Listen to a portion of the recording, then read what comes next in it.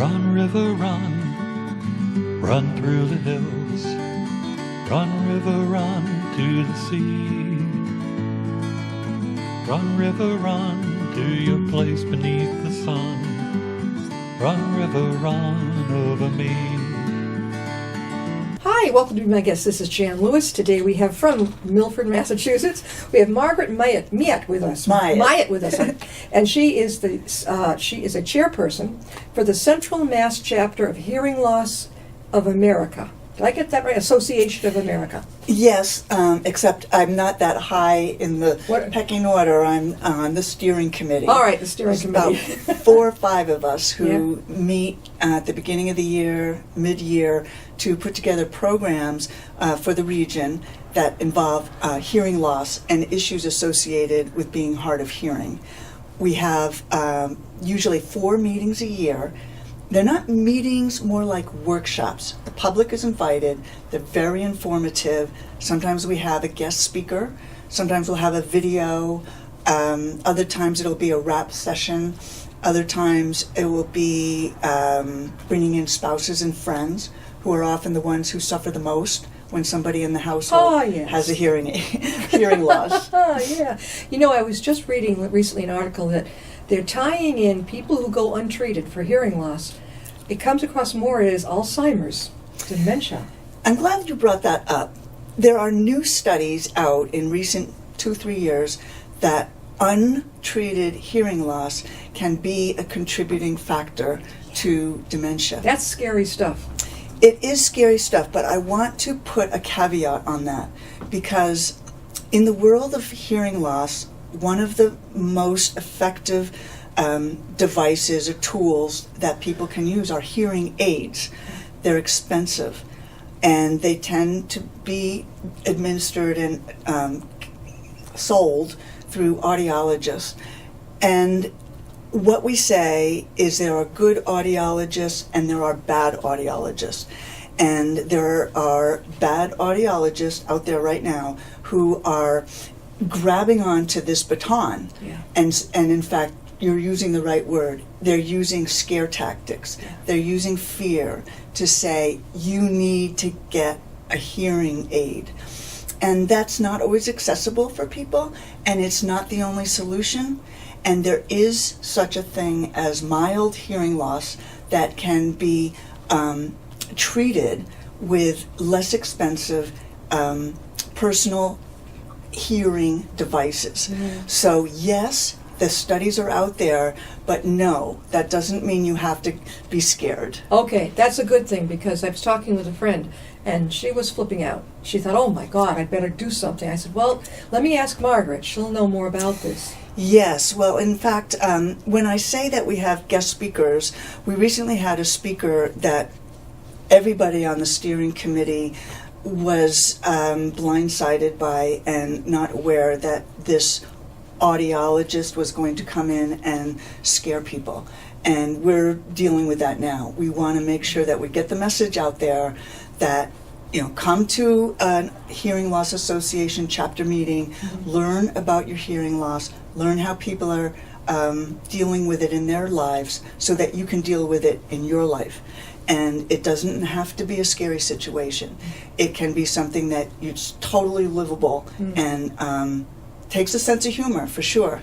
But there's methods, and there are different audiologists. Well, Margaret Myatt, you have appeared at so many places. I know that my mind knows you've been at Northborough. I may have seen you there. You've a number of years ago. Where else have you been giving presentations? Well, I'm not that far spread, but recently I did one in Milford Town Library. That was actually a couple of years ago. Right up the street.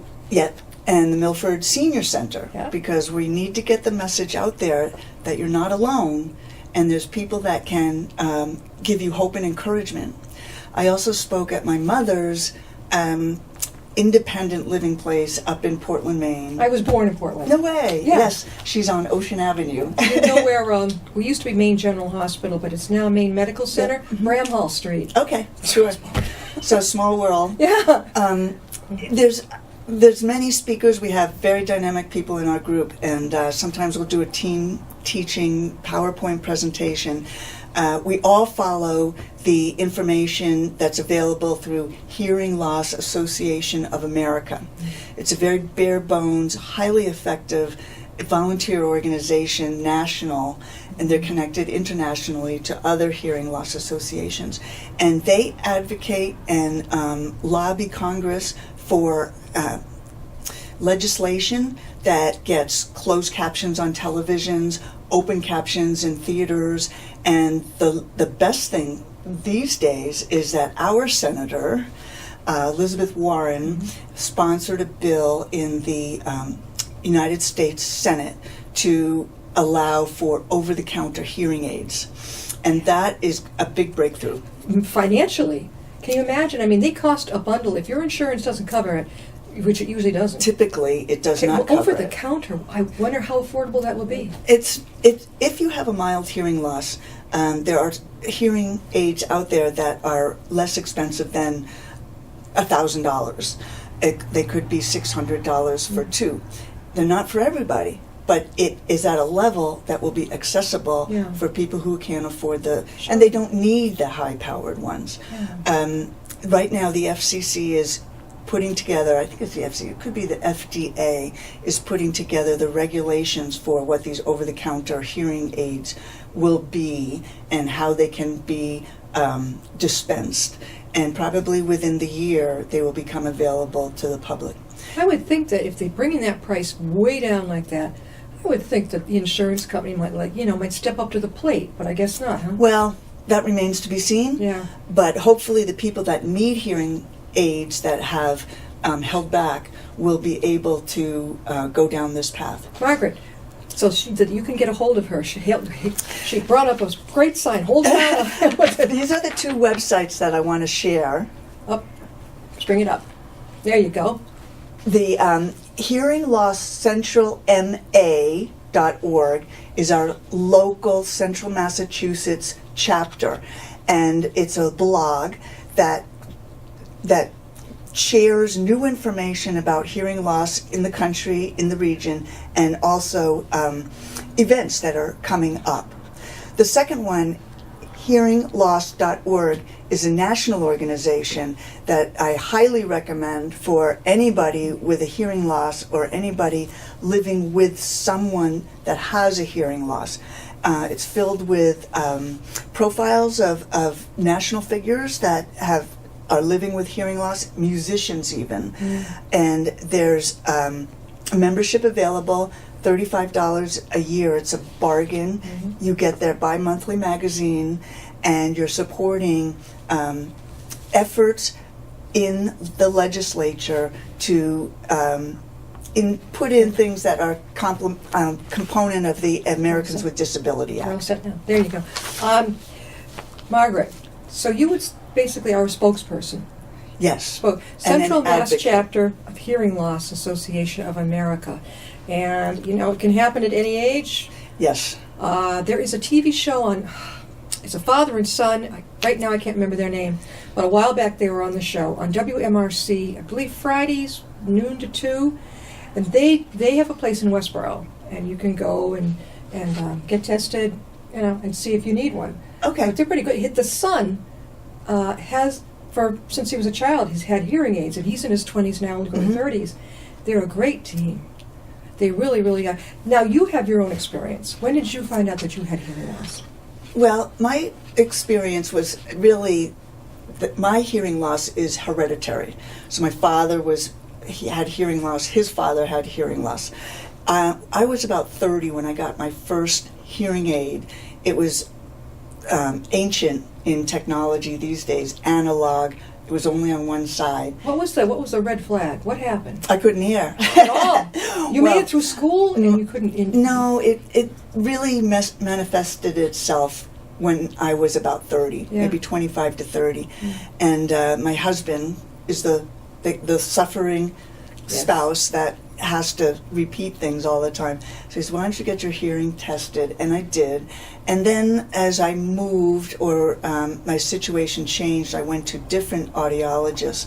And right now, my audiologist is in Westboro, and I adore her. I'm actually going tomorrow because I'm having a problem with my current set. And I have 2 hearing aids now. She helps me stay up to date in technology. The thing about an audiologist that I had before this was that I felt very isolated and said there has to be a support group someplace for people with hearing loss. And she said, there's nothing out there.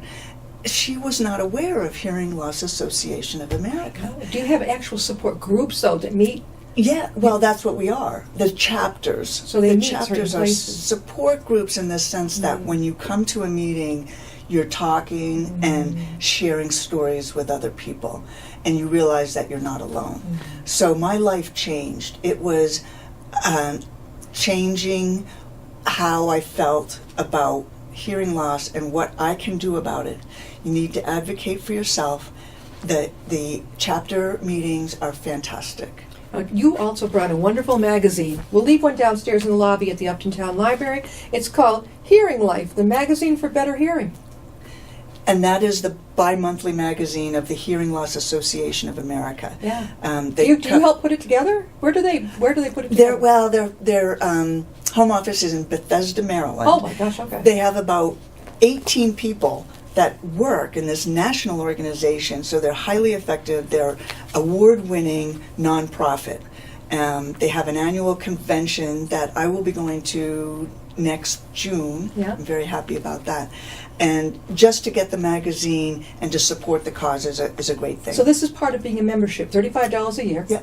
You get the Hearing Life magazine. What else do you get besides going to the chapter? Well, they have a lot of resources. So here would be an example of the types of brochures that are available that we distribute to the people who come to the meeting. We pass them out like candy because we want people to be educated so that they can advocate for themselves. For example, if you go to an audiologist and they give you, you purchase a set of hearing aids that they're not going to work the first day. Yeah. You have to go back and have them adjusted. They're digital. They're hooked up to a computer. They match your hearing loss pattern. Unfortunately, people expect them to work like glasses. They want to put them on and have them work instantaneously, and they don't. They take adjusting. So we want to educate people to not take those hearing aids and throw them into the bureau drawer. Take them back. I tend to forget about it. You want to take them back to the audiologist and say, please help me. Yeah. We need to adjust. You need to retest me. Hook those up to the computer. Let's work on this. It's a project. Yeah. It always needs tending. And if people don't advocate for themselves, it's not going to happen because the audiologist either is a bad audiologist and maybe you should switch, or they're not going to know that they're not meeting your needs. It's important to have the confidence to advocate for yourself. And when you meet other people with hearing loss and you see what they're going through and what tricks of the trade they're using and who their audiologist that helps is. an awful. When are the chapter meetings? And where? The chapter meetings tend to be in the Northborough Public Library. Oh, yeah, that's so easy to get to. Very convenient. Yeah. Parking's in the back off Potty Lane. Yeah. And the dates vary.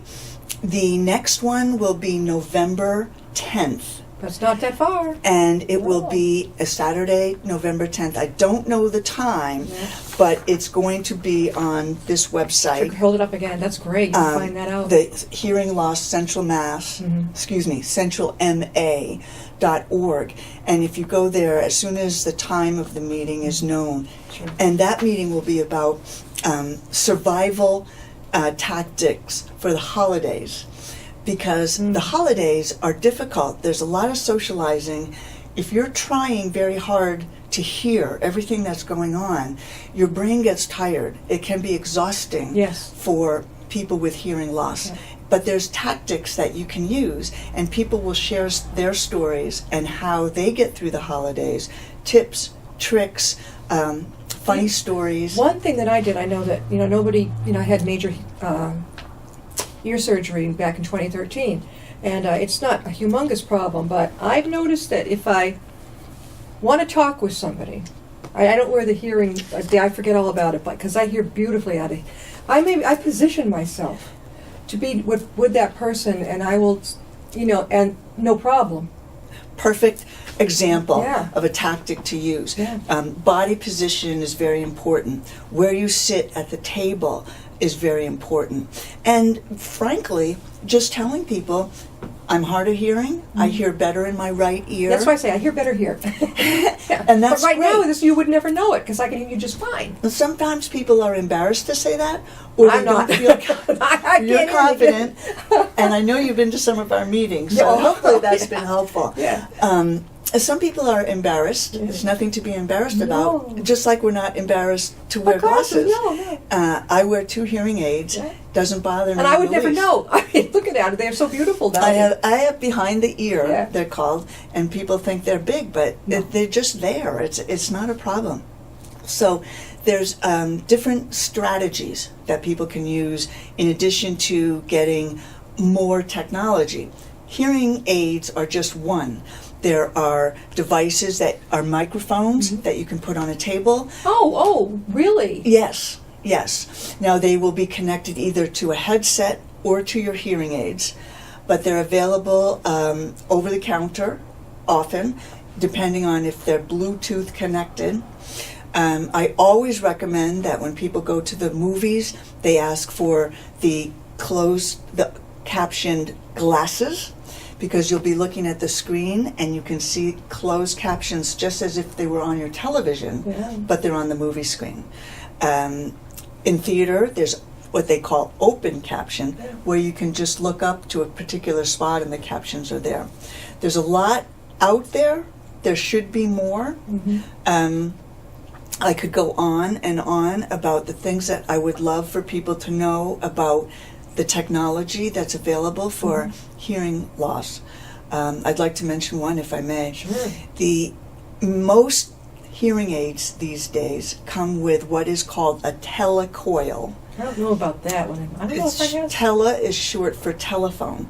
And in the old landline days, if you had a hearing aid, it would feedback. So they put in a coil. Is that little gadget that sometimes sticks out of people's ears? No, okay. no, It looks like doesn't a stick Martian out. thing. It's a little tiny thing, Yeah. almost like a it's just Little transistor, miniature. It's okay. inside the hearing aid. Yeah. And when you connect with the phone, it eliminates the feedback and in fact directly connects your hearing aid to the sound on the telephone. That is considered old technology because some people say, oh, that went back to the 50s, but it works. Yeah. And nowadays, it's manifesting itself in what's called looping. Looping. It's not getting looped, it's not getting drunk, it's putting wire in a room within a loop that when the speaker speaks into a microphone, the electromagnetic sound Yeah. of that speaker goes on this loop around the room.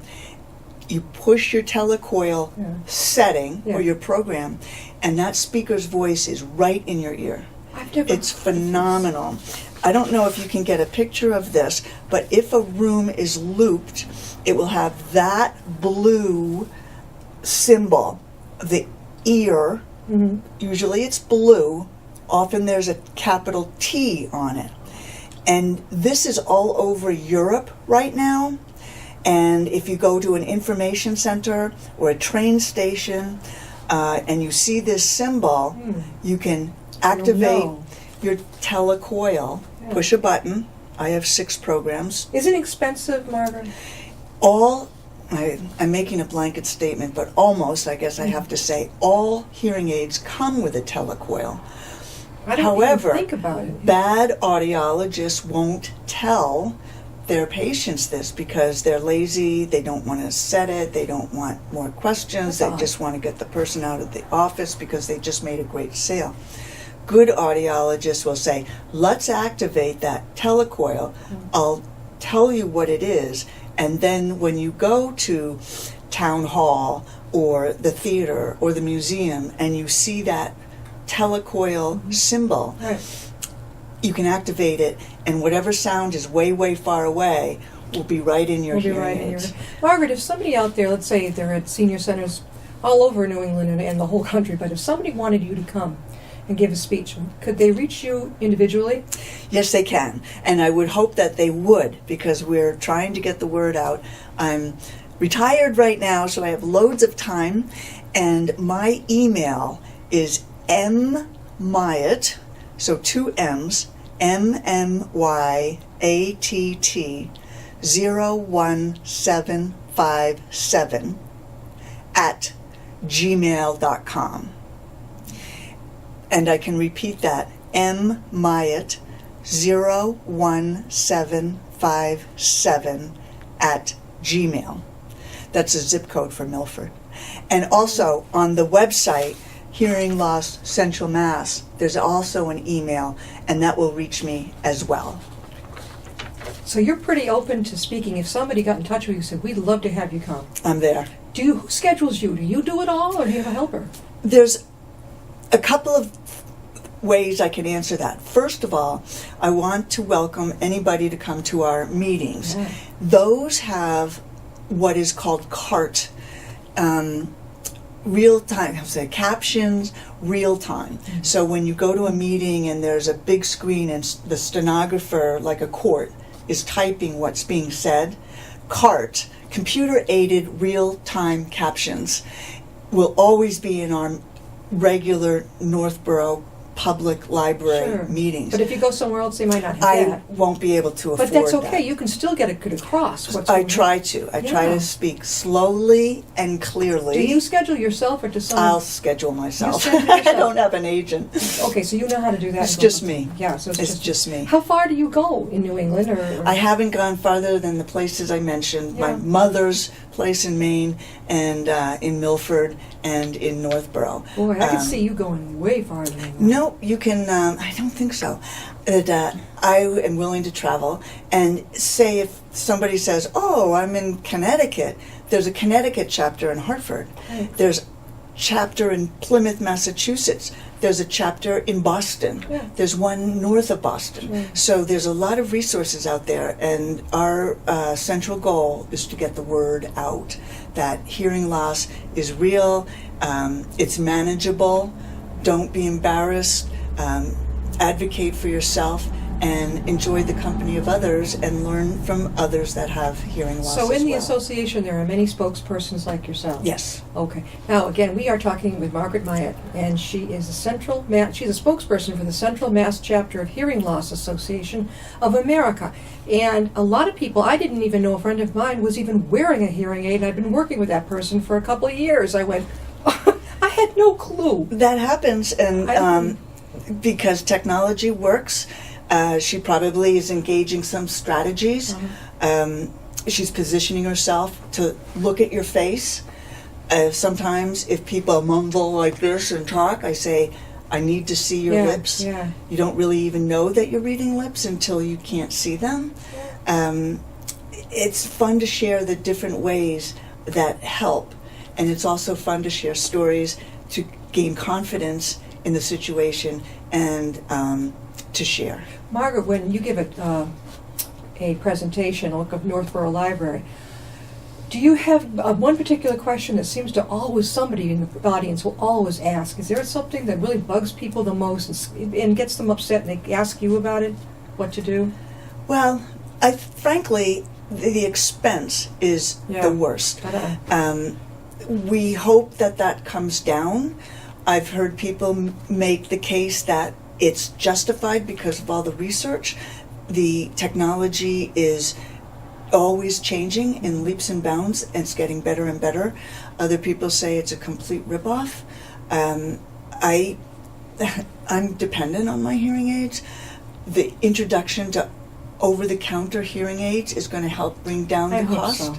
So. It's not covered by Medicare. It's not covered by insurance. But if you have Medicaid and Medicare together, by any chance, I found out it was.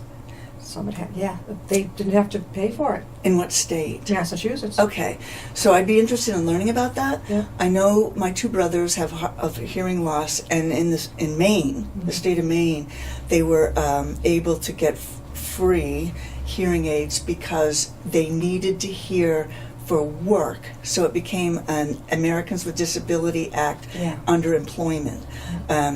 There could be situations. Oh, another thing that happens, is that cochlear implants are covered as long as you qualify, and that's an operation. Yes. It's serious, but it's routine. I mean, any operation comes with risk, but they essentially remove your cochlear in your inner ear and replace it with an implant. And you look like, well, I was telling Margaret, a Borg on Star Wars. I'm like this thing embedded in your head, and I'm like, how the heck do you comb your hair? Well, it's.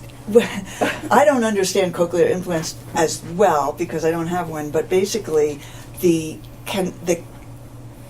technology is inside your inner ear, and you have a microphone on the outer ear, and it's connected to the technology via a magnet. Okay. So that magnet rests on the outside of your head. Yeah. So when you comb your hair, you take it off. But still, there's that Borg that's It is, and I've seen people where you hardly see it at all. Sometimes I've seen it where it's just there. It's just out there. It's there. Yeah. But hey, I would you avoid can it. hear. Just me. I would avoid it like the plague. It's No. the difference between hearing and not hearing. I know. Well, is I put huge. lips. Margaret, we got about 2 minutes now. Again, if you have a hearing loss, you have someone in your family that really needs a lot of information. When are you going to be at Northborough Library again? Well, the next meeting is Saturday, November 10th. Okay, November 10th. And if that changes, I'll let you know, and you can get the message out November 10th. somehow. About what? You don't know what time yet. It's probably going to be at 2 o'clock in the afternoon. Okay. That's often when it is. Okay. Sometimes they're at 10. How long? An hour and a half, maybe? We schedule 2 hours. People stay because they start talking and sharing and enjoying meeting other people in the same situation. Typically, the speaker will go an hour and 15 minutes. This one's going to be all about getting through the holidays, and people love that. Roomfuls of people could be important. Could be one-on-one, not so much. But when you have a room full of people, and they're talking over there and there and there, it's like, I remember my grandfather, he used to have he would tune it out. Yes. So we'd go and say something to him, and he aggravated the you-know-what out of us. He'd wait a minute, he'd have to turn on turn my it back hearing up. aid. He would do Well- that so he wouldn't hear the dishes in the kitchen. A high-tech hearing aid will have many programs. Mine has 6 programs. One is to reduce background noise and stereo into what I'm looking at. So if I'm looking at you, I won't even, it'll be muted. There's music settings. There's the telecoil setting that I mentioned earlier. And my favorite setting is mute. Mute. I have a mute setting. Mute. It's like you could just tune someone right. It's great. And even in restaurants are probably the worst for most people. Oh, yeah. Because they're socializing with somebody they want to talk big to. business meetings, things like that. And this guy's talking, this one's talking. It's very difficult. Margaret, thanks so much. You're going to come back on again. I hope In so. fact, maybe, I was going to say, it's going to be November 10th, right? 10th. That's a Saturday. I'd have to look it up, but I'm pretty sure that's the date. All right, we can actually get you scheduled in the latter part of October. Okay. We get the word out again. Great. This is really important. If you're living in a household with somebody who keeps saying, what? And it's driving the other one bananas. That's the suffering. You want to talk with Margaret. She's an family. expert at this, okay? And if both of you have a hearing problem, you're really in trouble. So it's serious business. You want to get, and it's pretty easy to get fitted. It's It not is. scary. It's not scary. It's the in thing. Go for it. At any age. You could be a boomer, you could be older, you could be younger. It's not a big, get it done. It's not about the age. It's Keep about peace in your house. happiness. Thank you, Margaret. Thank you. We'll see you next time. I'll be my guest.